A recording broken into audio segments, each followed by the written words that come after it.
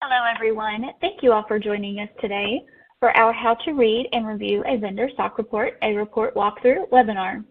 My name is Jessie Redmond, and I will be your host. On your screen, you should see multiple widgets that you can use, including Ask Question, Media Player, Slides, Related Content, Speaker Bio, Request Demo, and Help. If you are unfamiliar with our webinars, all the widget boxes are resizable and movable, so feel free to move them around to maximize your screen space. At the bottom of your screen in the toolbar are icon buttons you can use to show and hide the widget. You can expand your slide area or maximize it to full screen by clicking on the arrows in the top right corner of the widget. If you experience any issues or have technical questions, you can use the Help widget or submit them along with any other questions through the Ask Question widget. Don't worry, we do capture all questions throughout the session. We will answer some during the webcast, but those that we do not have a chance to answer live, we will address with you via email. Today's live session is eligible for 1 CPE credit.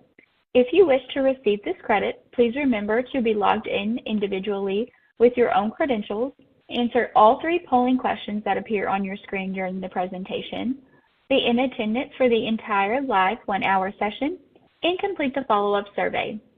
We will send the link to that follow-up survey 24 hours after this live session. If you meet all requirements, we will send your CPE certificate within 7 to 10 business days following survey submission. With us today, we have Lisa Mayhill, Vendor's Information Security Operations Director. There's a lot to consider when it comes to vendor SOC reports. Lisa will provide a thorough walkthrough of a vendor SOC report from start to finish. You will see a link to a copy of today's slide deck, a link to our website, a link to our samples library, links to our What to Do if your vendor has a negative SOC report infographic, reviewing and understanding a vendor SOC report interactive guide, understanding subservice organizations within vendor SOC reports infographic, as well as a link to a library of additional resources, all in the related content widget. With all that being said, I would like to hand it over to Lisa. The floor is yours.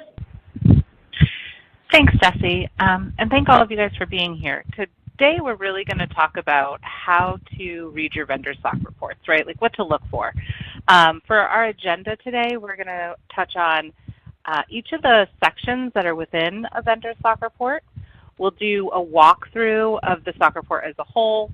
We'll talk briefly about complementary user entity controls, and then we'll wrap up with some key takeaways. So we're going to jump right in with talking about the what, the when, and the who when we talk about what should be involved in SOC reports. It's a very common report that we all get when we're doing our vendor due diligence. So I've always found that if we break it up into components, it makes it easier to really go through it and consistently go through it. So what is a SOC report, right? A SOC report is a document that's designed to provide information to your organization or user entity on 3 main components. It should be showing you the controls that a vendor has in place to protect their system.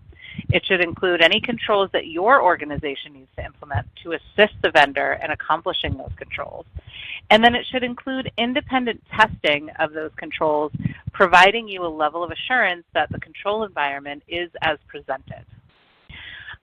When people ask, when should we get these SOC reports? When should we review them? It really should be an ongoing part of your due diligence. So certainly as part of the planning and risk assessment phase during that onboarding stage, the vendor vetting stage is also a good start. But you also want to make sure that you're continuing to review those SOC reports throughout your due diligence life cycle. So part of ongoing monitoring. And then we often get asked, who should look at that? What departments? Where do they need to go? And really, it's not about a specific department or a specific person. It's about the right person. And the right person needs to understand SOC reports as well as information security. So the importance really should be on expertise and qualifications. So some certifications that can offer some assurance of understanding in the field are going to be your CISM and your CISA, which is your Certified Information Security Manager and your Certified Information Systems Auditor, CISSP, You could look for people that have the C-Risk certification, and of course the Certified Third-Party Risk Professional, CTPRP. And these are just some. And you don't have to have a certification necessarily. It's really about the experience and the knowledge of somebody who understands the SOC reports, both what should be in them and what's missing from them. So when we talk about SOC reports, we really want to kind of understand why we look at them. And ultimately, it's not about checking the box that, okay, I looked at the SOC report. It's really using that SOC report to help you identify gaps, right? Where there are things that are missing or where there are things that need to be filled in with other controls. So you can compare it against a baseline of what you would expect to see and use that as a benchmark for consistency.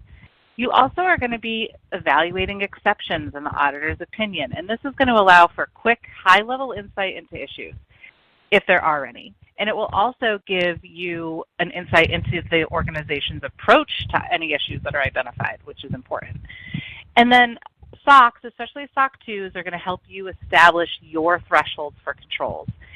And really, SOCs allow vendors the opportunity to have a consistent review that they can provide across industries and products, right? So it gives you insight into your vendors regardless of what they do for you with a very consistent set of controls. And that's especially true in the case of a SOC 2. So I keep saying, especially with a SOC 2, or in the case of a SOC 2, and to understand what I mean by that, we really want to make sure that we have a good understanding of the most common types of SOC reports that you're going to probably come across. I would say that there's 5 most common types. That's going to be your SOC 1, which is designed to review an organization's internal controls as they relate to financial reporting. A SOC 2, which is going to be an examination of the organization's controls over one or more 5 trust service criteria. So there's 5 buckets of controls that you would expect to see, some combination of in a SOC 2. A SOC 2 Plus is going to take those trust service criteria of the SOC 2 and then pair it with another well-known framework like a high trust or a cloud security alliance. So it's kind of like 2 in 1. And then a SOC 3, which is going to be the summary of a SOC 2 audit. This is going to come with a seal from the organization. You can publicly share that report, but it's not going to have any testing in it or really any insight into the controls outside of the narrative. And then newer to the game or less common is going to be the SOC for cybersecurity. This describes an organization's cybersecurity risk management program in great detail. It's very focused on the cybersecurity aspect. For the purpose of this webinar, we're really going to focus on SOC 1s and SOC 2s, mostly because that's what you guys are going to see the most of. That's the bread and butter of the SOC environment. And the SOC 2 pluses, as well as the SOC for cybersecurity and the SOC 3, they build off of those initial reports. So I think having a good understanding of the basic SOC 1 and SOC 2 is really the best place to start. And when we talk about the anatomy of a SOC report, generally speaking, regardless of the type of SOC, they all have 4 to 5 sections. Section 1 is usually the auditor's report, and this is where you're going to find a quick summary of the SOC process as a whole. It will have the scope and the auditor's opinion. Section 2 is going to be the organization's management assertion.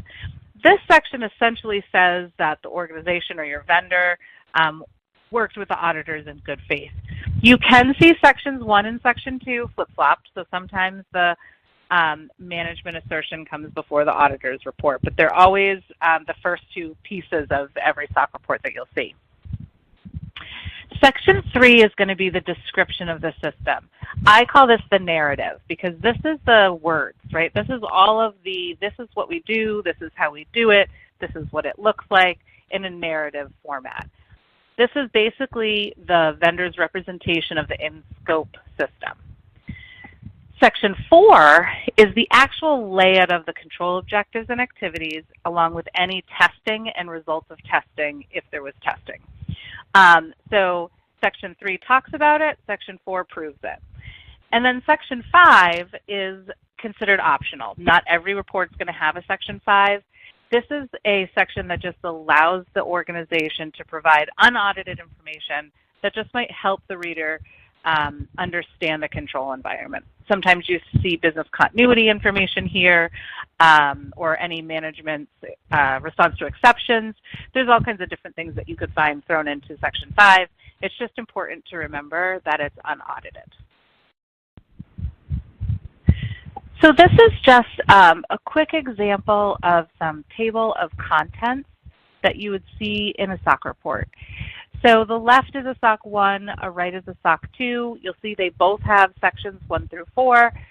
The primary difference really is in Section 4 is that the SOC 2, generally speaking, will lay out the trust service principles and any criteria related to those controls, depending what the vendor chose to be audited on. There are 5 trust service criteria, and a vendor can choose to be audited on security plus one of the other trust service criteria.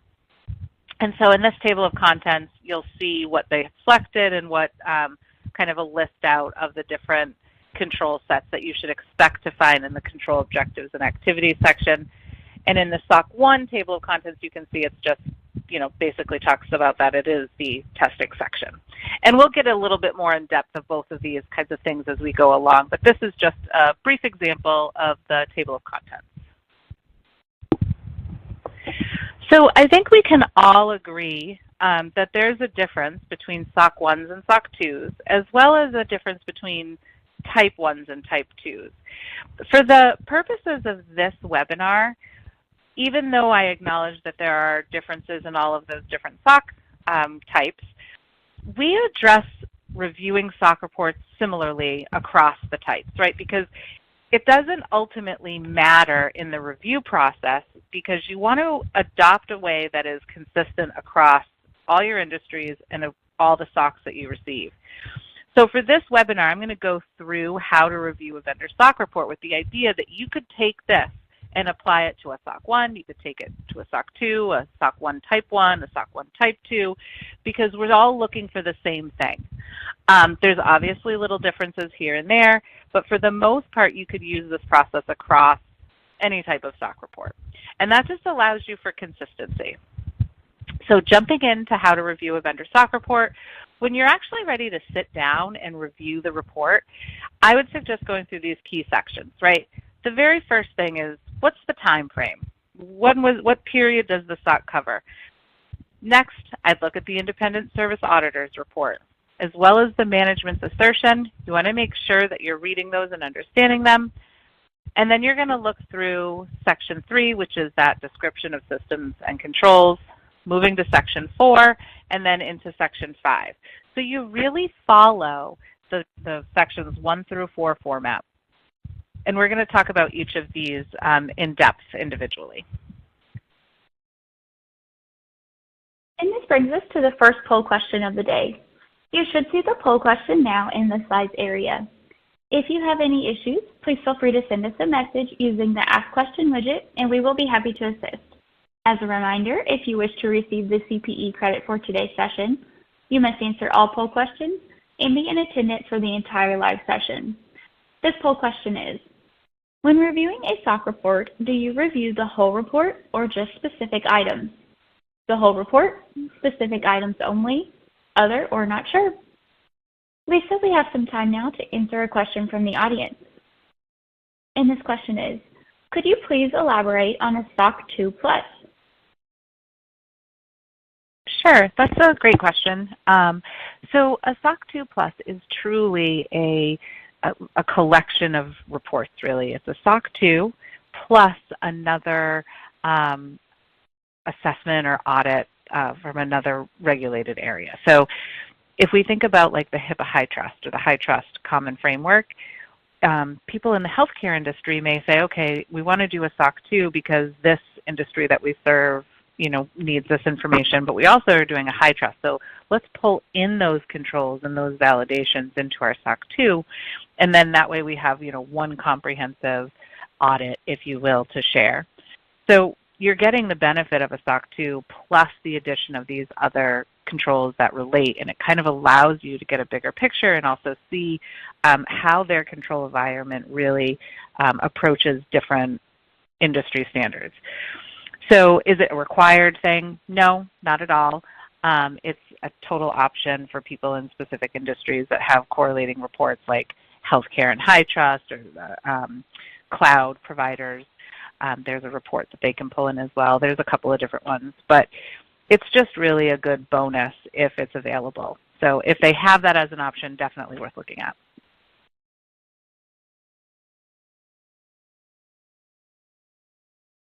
Thank you, everyone, for answering that poll question. Here are the results. By the way, you may have noticed reactions, such as a thumbs up or heart coming across the screen.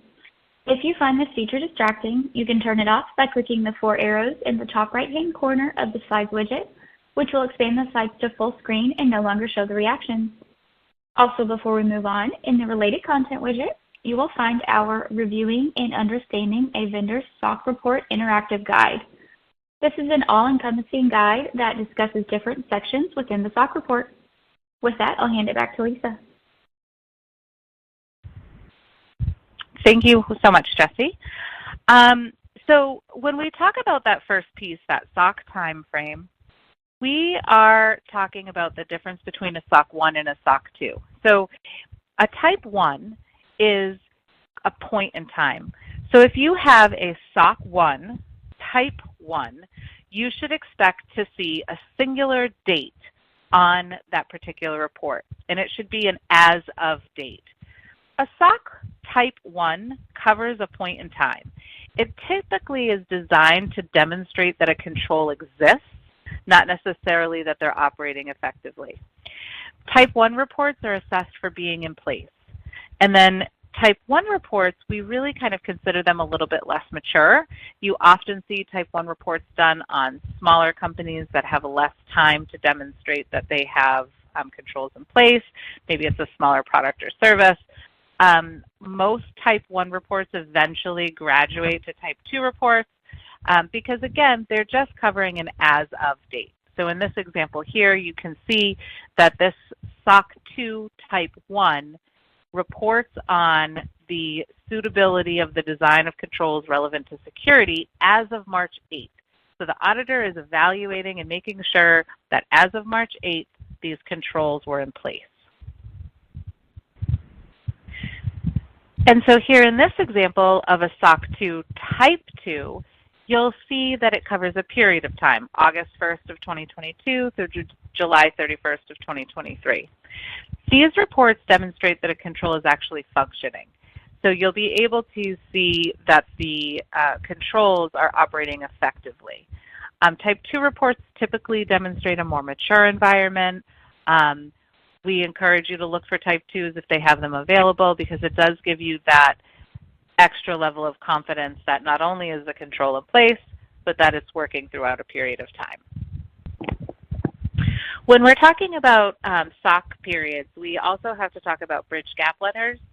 So a bridge gap letter should really include any material changes in the internal control environment, and then a statement that the service organization isn't aware of any other material changes outside of X, Y, and Z, if any. And then, you know, just a reminder that user organizations are responsible for following complementary user entity controls, and then a request for the user organization to read the report. For me, the biggest and most important piece of a bridge gap letter to remember is that it is not a replacement for a SOC report. So they should be covering a short period of time, and generally speaking, bridge gap letters should be covering a period of time in between SOC periods. The end of a SOC and the release of the report, the end of the SOC and the release of the next report.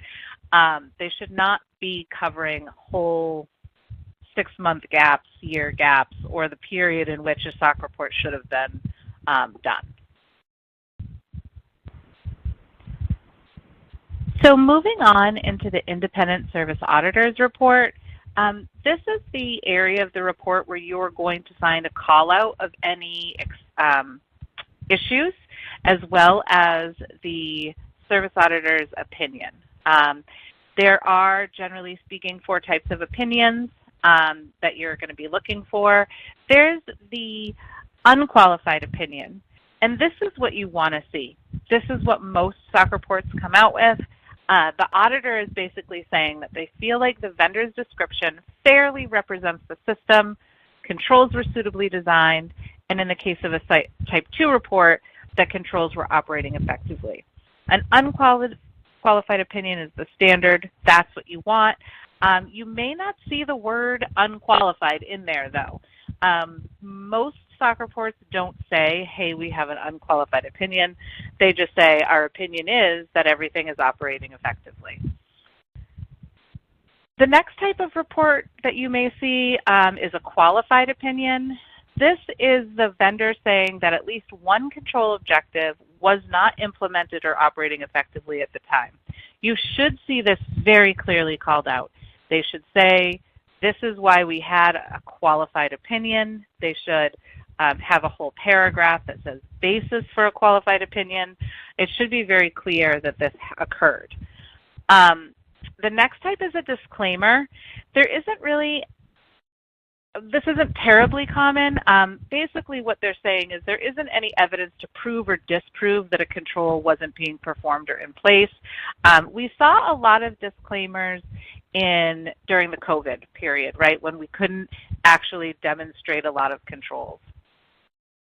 And then an adverse opinion is a red flag. This is a negative opinion. This is where the auditor is basically saying the vendor held back or modified the information needed to verify controls were either in place or operating effectively. If you're seeing an adverse opinion, you immediately need to be following up on that.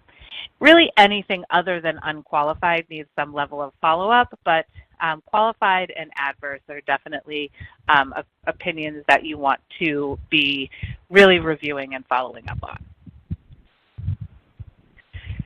So this is just an example of an unqualified opinion. You'll see that they don't say unqualified in here. They just, the first bullet point calls out that the description fairly presents. The second bullet point calls out that controls were suitably designed to provide reasonable assurance that the control objectives would be achieved and operated effectively. So this is, just a very generic version of an unqualified opinion.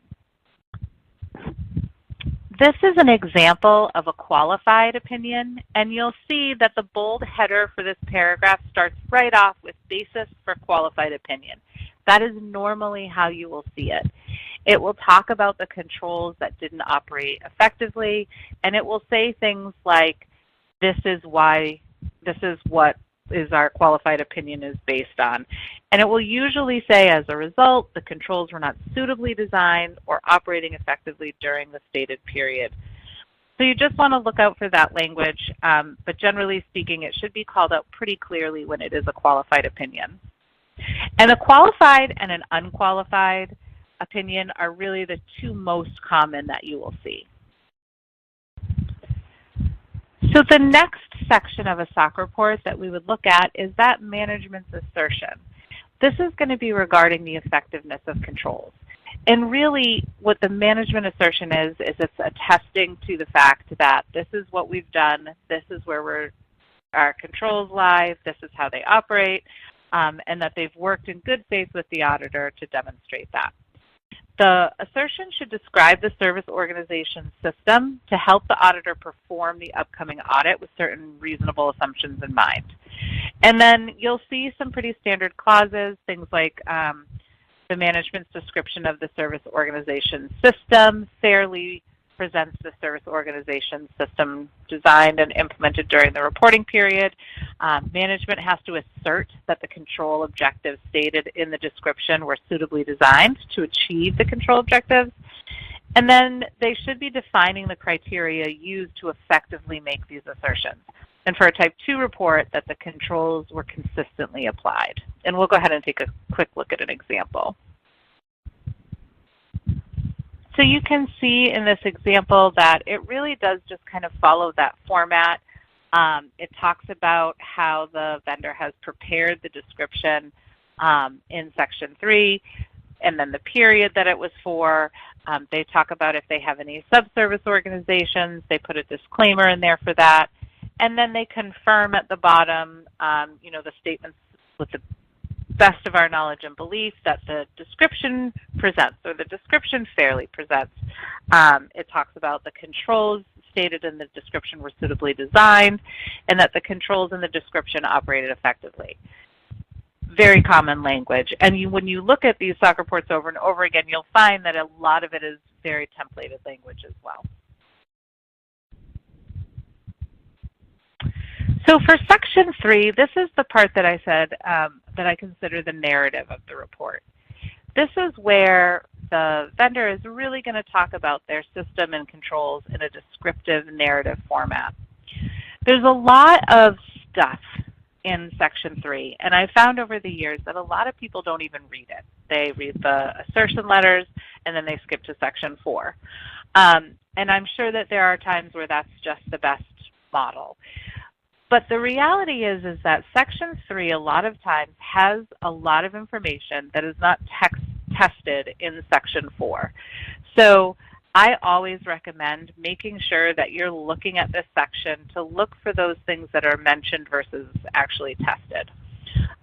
Because you may find some really important and key information there that either is a gap or a control that maybe isn't ready to be tested, or it's a part of a control that was tested. It gives you more context and more flavor overall. In Section 3, some things to look for, organization and administration. This is going to give you information about your vendor. Things like where they were founded, the location, their management and executive structure. Do they have a board? Security training and policy acknowledgement, things from an HR perspective that are important. And then, of course, their subservice organizations are generally speaking called out in Section 3, and that's critical information. And then things about products and services. This is really important because today we're seeing vendors produce multiple SOC reports, a singular SOC report for each product or service that they provide. So you want to make sure that you're looking at the right one. You want to confirm that the vendor has given you the correct report for the actual product and service that you use them for. And then, of course, the system description section of the report is going to detail the services and products as provided, give you a lot of insight into those specific products and services. And then, you just want to make sure that you're understanding the context of the control environment. This is just an example of an overview of operations section within Section 3 of a SOC. It is just demonstrating that there's some good information about the company background as well as a description of the services provided. This is just a tiny piece of Section 3, but I think it just kind of helps to demonstrate different things that you can look for. So beyond that administrative information, you're also going to find a description of the system and controls in Section 3. Like I said, this is the narrative. This is where they're going to talk a lot about the controls themselves. So when we're doing SOC assessments, we really look for certain aspects. We look for information about the information system itself. You want to have an understanding of what type of information your vendor is processing and how do they protect it. You want to look to understand their server security environment, their network security. What are their access management policies? What about vulnerability management, system management as a whole? It's not enough to just say server security is performed. What does that mean? Does it include IDS and IPS? Does network security include firewalls? Who's responsible for that? Same thing for the data center information, right? Regardless of the size of a vendor, they have to have a way to protect your data. Understanding data centers, server rooms, gives you the ability to understand access controls, environmental controls, and the monitoring of that infrastructure. So things like physical access controls, environmental controls. Do they have air conditioning in a server room filled with hot equipment? How do they monitor that? Who's responsible for it? And then, of course, complementary user entity controls, which we could talk for days about. these are controls that the vendor relies on you, the user entity, to implement in your own process in order to achieve the vendor's control objectives. What that really means is they need you to do these controls in order for their system to work. So what you already do, what you need to do, and how to document it are all things that you have to consider when you're looking at complementary user entity controls. And all of this is generally found in that Section 3. Our second poll question of the day is, do you currently review Section 3 to identify gaps in controls? Yes, sometimes, no, other, or not sure. Lisa, I have another question here from the audience that we could answer. And this question is, how often should we ask our vendors for their SOC reports? So there's a lot of things that are going to factor into this. The short answer is annually as part of your regular due diligence. So if you're looking at a particular vendor every year just for ongoing monitoring, then that would be the appropriate time to look at their SOC report. If you only do your due diligence every couple of years, it really depends on the criticality or the risk associated with that vendor.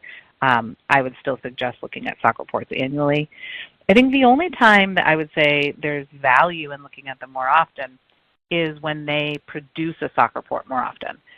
So not every vendor does a, January 1 to 12/31 cycle for SOC reports. Some of them do them every 3 months, quarterly, every 6 months. If they have a SOC report that is available, I always suggest that they get reviewed, only because if a vendor is doing a 3-month window or a quarterly window, right, then there's potential for there to be change. And so you want to make sure that you're grabbing that change as soon as possible and as early as possible. So if they do that quarterly report, which is rare, but if they do it and you don't look at it for 9 more months, then you kind of are in a position where there's maybe something in there that was worth noting sooner than later. So rule of thumb is annually, but if they have them more often than that, then I would suggest reviewing them more often.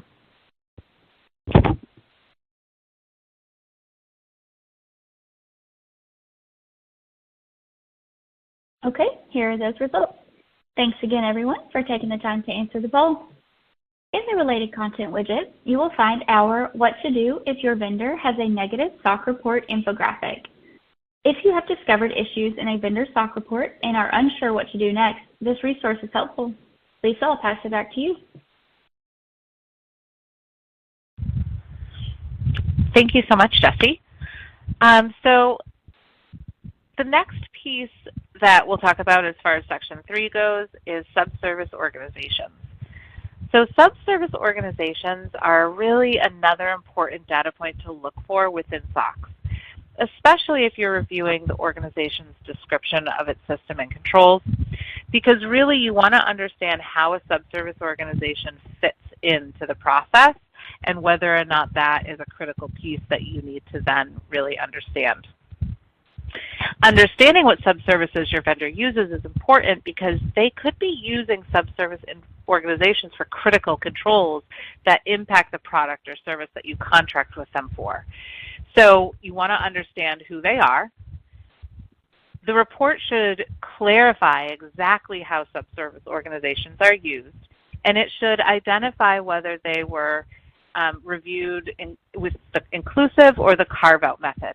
An inclusive method is relatively rare, but that's where the subservice, the controls that they were responsible for, were also audited as part of the SOC report. So the independent SOC auditor would have then gone and worked with the subservice organization to check, validate those controls as well.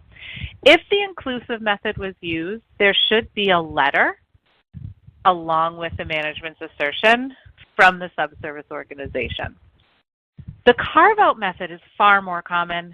That's where the vendor calls out, hey, we used a subservice for this particular control or control set, so it's not included in this report. You see that really commonly with data centers. or cloud services, or infrastructure as a service.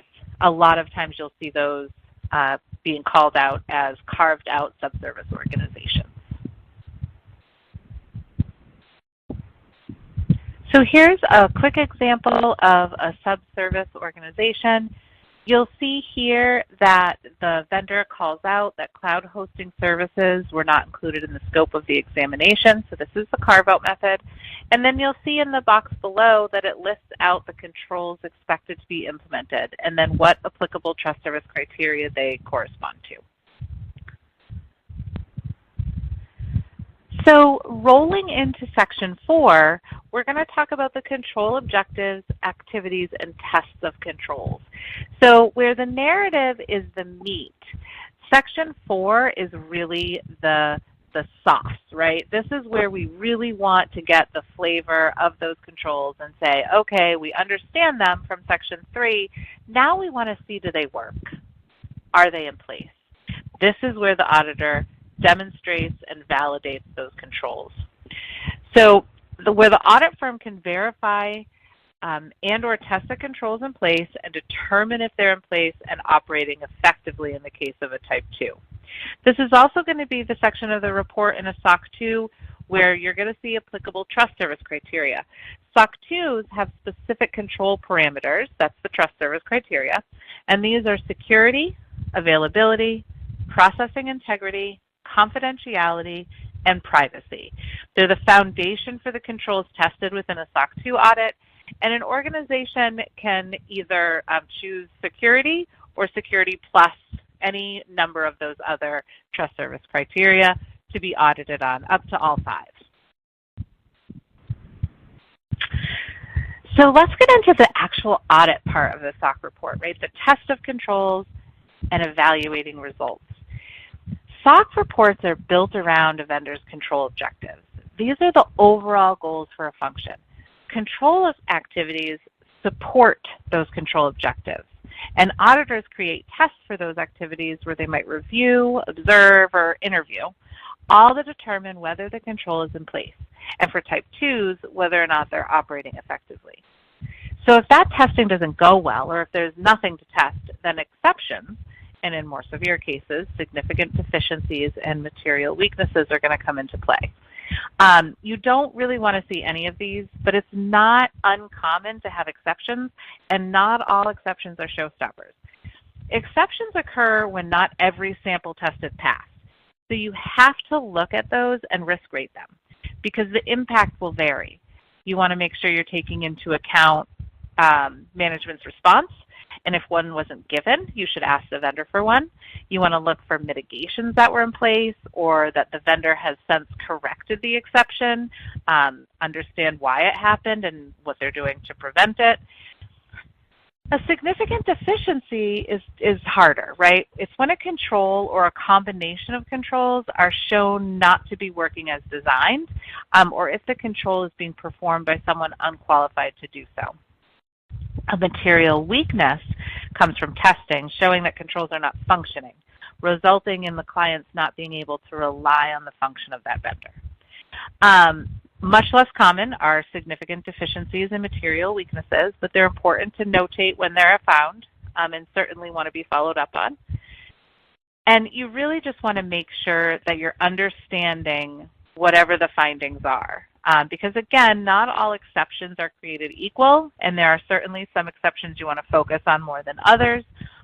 Some really need an in-depth review, a lot of discussion, a lot of follow-up. Some are kind of a one and done. You can review, accept that risk, and move forward. So you just want to make sure that you're understanding the environment and the exceptions as a whole. So this is an example of a testing matrix. This is a pretty common format. This is in a SOC 2 environment. So this is where we have those trust service criteria. So you'll see that first bar in the shaded gray. It talks about the trust service criteria for the security category. And then it talks about the controls themselves, which is logical and physical access controls. And then it goes into the specific criteria that the vendor's trying to meet, the control activity that was specified by the vendor, whatever test was applied by the auditor, and then the results.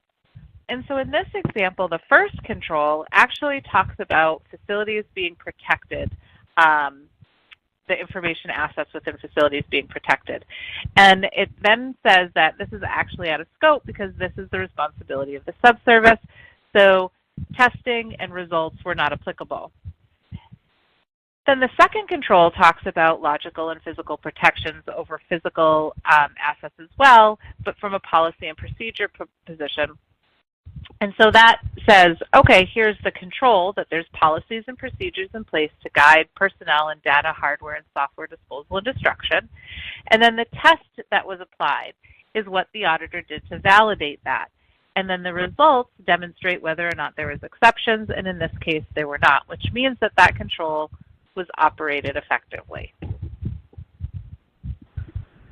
One of the things I do like to try to call out in whenever I'm talking about SOC reports is control design, because I think that one piece that a lot of people are not aware of when we talk about those testing matrix and the controls in place and how controls are evaluated and determined, we have to also understand that for the most part, vendors write the control activities that they're audited against.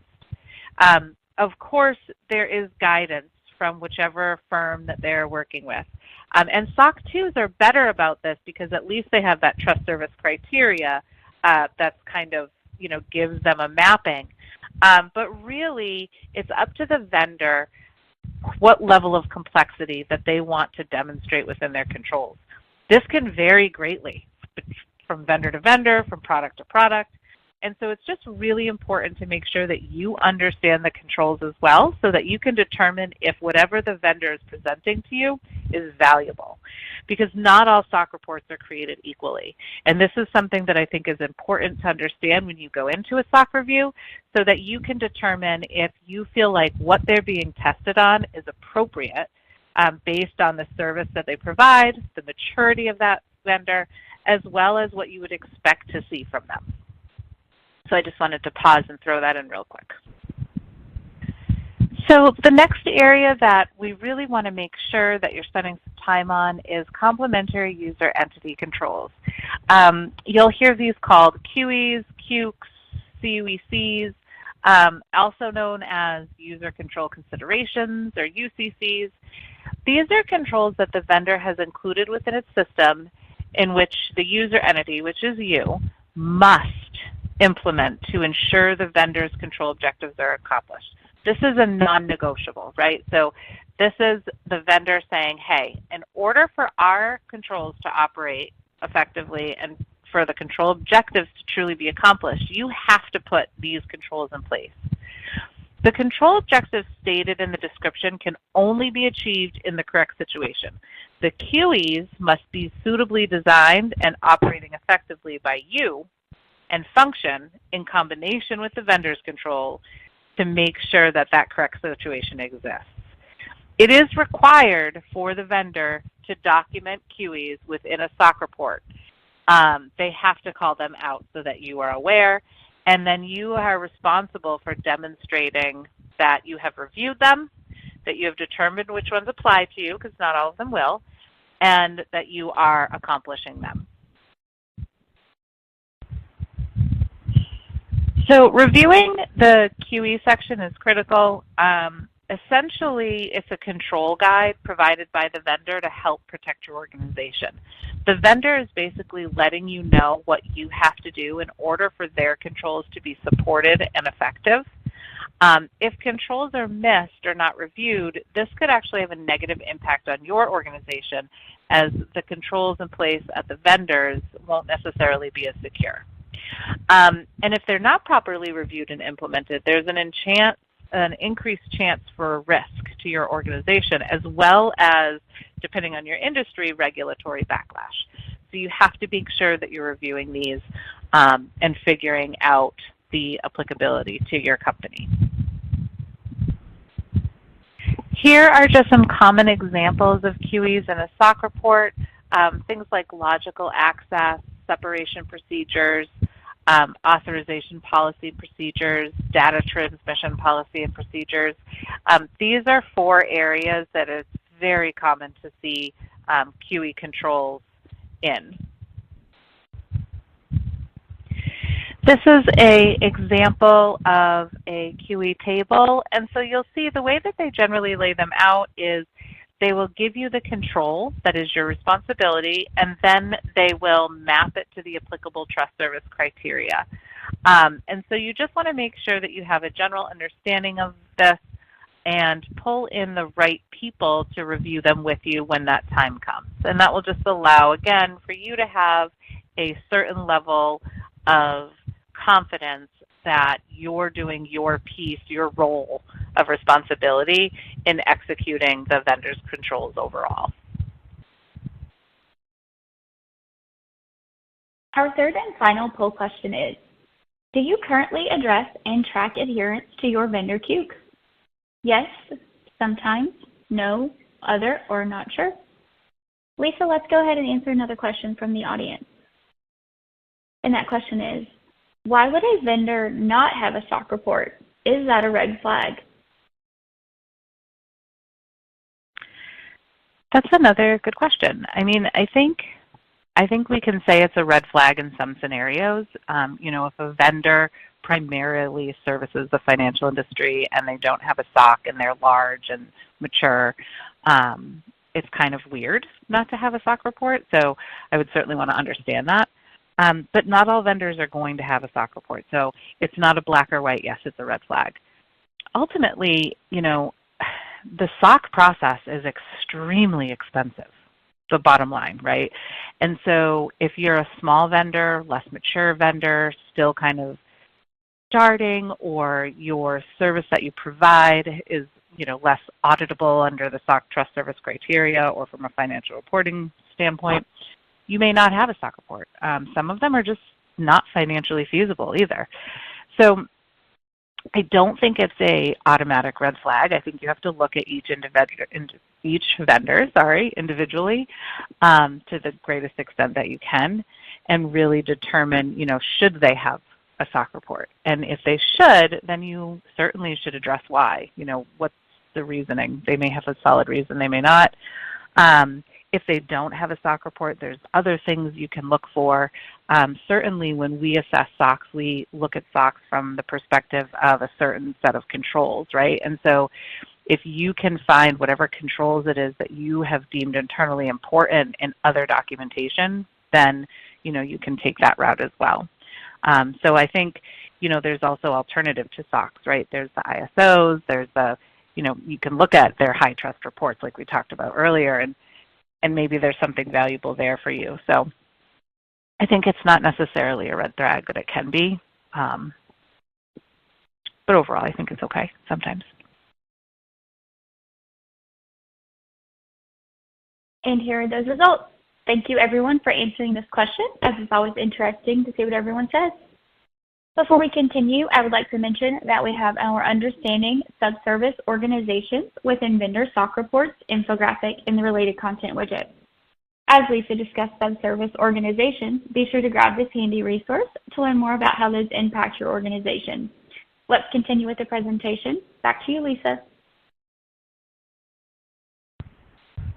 Thank you so much, Jessie. And really, this kind of brings us to our wrap-up. We want to talk about our key takeaways. This is a lot of information, and I feel like every time I give this webinar, I'm racing through it.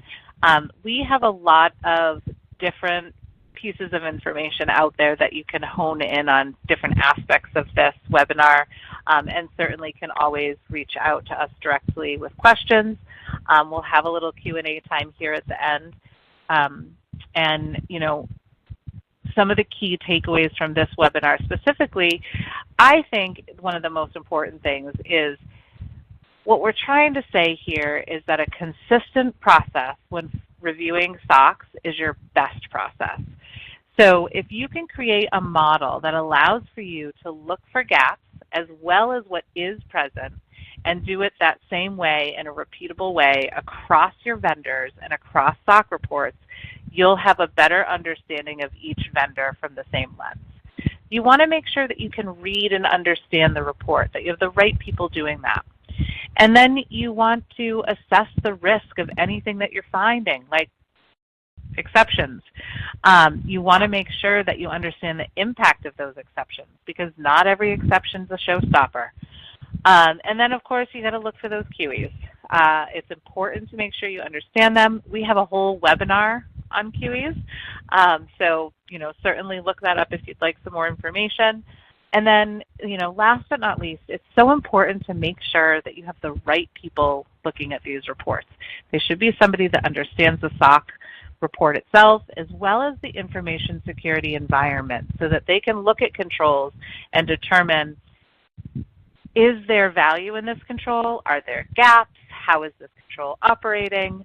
And really give you any impact, like I said, about exceptions, and any insight into the control environment outside of just what was tested and presented. Thank you guys so much, and I'll turn it back over to Jessie. Great, thank you so much, Lisa. Before we dive into more questions and answers, I would like to thank everyone for attending.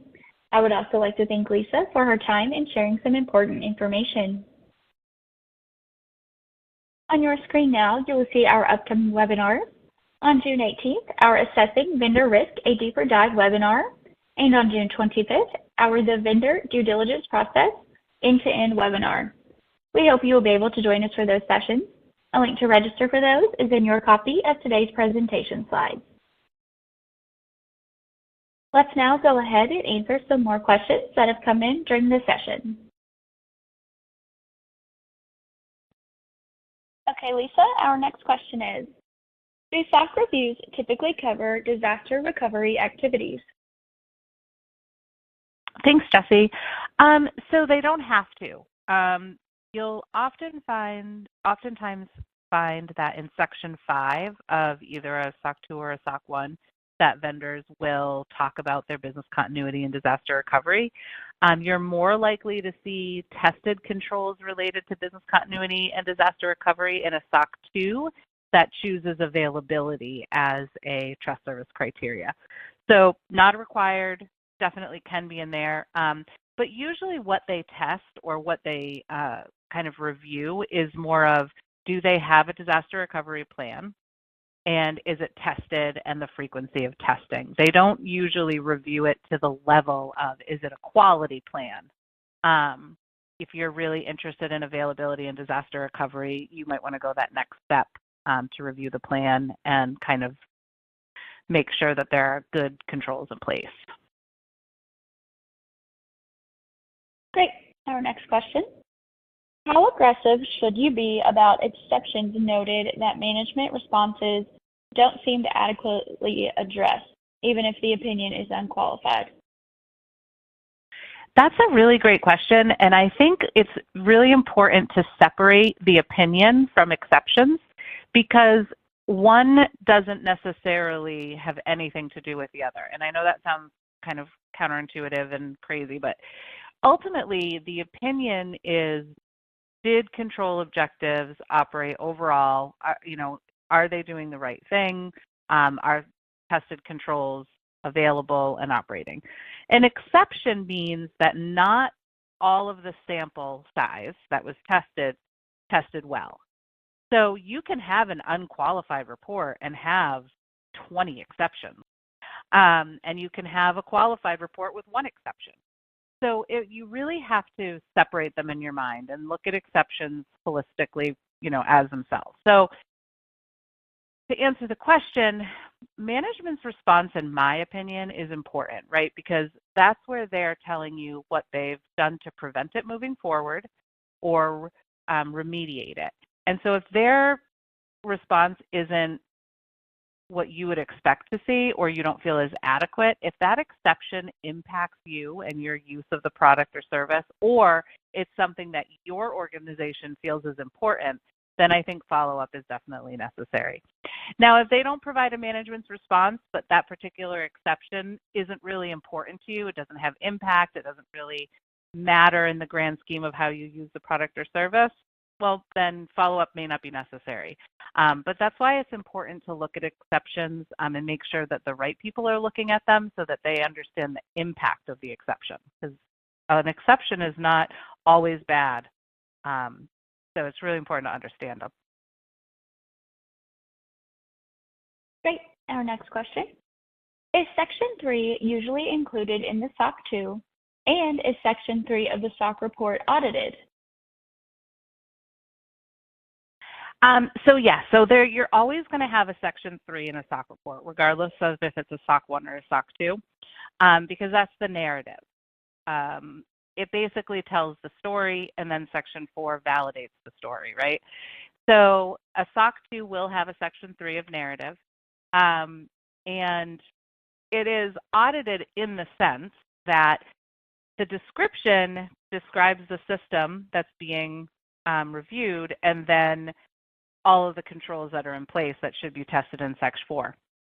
So Section 4 will test specific controls that are pulled out of Section 3, but not everything in Section 3 is tested. A lot of times vendors put information in Section 3 that's just to give color and context to the controls themselves and to the environment. So you may see sometimes that network security is mentioned in Section 3, but then there's no direct control testing network security. And that's because the vendor picks and chooses what they want to be tested on and what information is in there. Great. Next question. When you say cubes are required, does that mean every SOC should have them, or just that they need to share them if they exist? So it just means that they have to share them if they exist. And that when I say that they're required, I mean they're required of you. So you as the user of the product or service are required to address any complementary user entity controls that are called out in the report.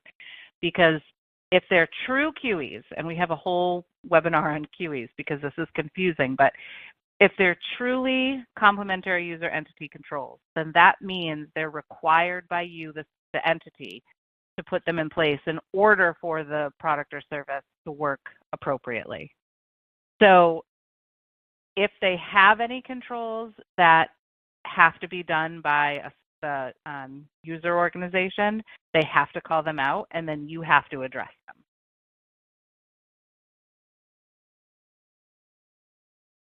Great. And our next question. Would you recommend a vendor fill out your firm's DDQ even if they are able to provide a SOC 2 report? My firm allows the SOC to replace our DDQ. So that's a good question, and I think it really boils down to your organization and what your needs are. So it's hard because, in my opinion, today, a SOC for your critical and high-risk vendors is not enough, right? Because it's kind of just the tip of the iceberg of the view into their control environment. I think we should always be reviewing SOCs if vendors have them, but there's so much more information gathering that should happen. And if you have a DDQ and they're willing to fill it out, I would still ask for it. Now, if they say, hey, we don't do any questionnaires, I don't necessarily think they should be penalized either. But it's more of like, if you have the resources to follow up on the information they provide you and they're willing to provide it to you, I would ask for it. And that makes it challenging for, consistency and whatnot. But the bottom line is that a SOC is a great piece of your due diligence, but it shouldn't be your only due diligence. Great. Thank you, Lisa. Unfortunately, that is all the time we have left for questions today. Thank you, Lisa, for taking the time to address some of those that came in. Any questions we did not have time to answer today, we will address offline. We would like to thank you all for attending and hope you found today's session valuable. Another big thank you to Lisa for her time and content. You can ask even more questions inside of our third-party think tank, an online community that is dedicated to third-party risk professionals and free to join. Just because today's session has ended doesn't mean the conversations and questions must. Post your questions at thirdpartythinktank.com and see what your peers have to say. In the community, you will find thousands of free educational resources, including ones related to vendor SOC reports. If you would like to become a member of Third Party Think Tank, you can register on the site or shoot us an email and we will get you registered and send you a link to set your password. We did record today's session, and that recording link will be provided to you in a follow-up email that you will receive tomorrow afternoon. Also in the follow-up email will be the survey link for you to request the CPE credit. On behalf of Minder, it has been a pleasure. Thank you and have a great rest of your day.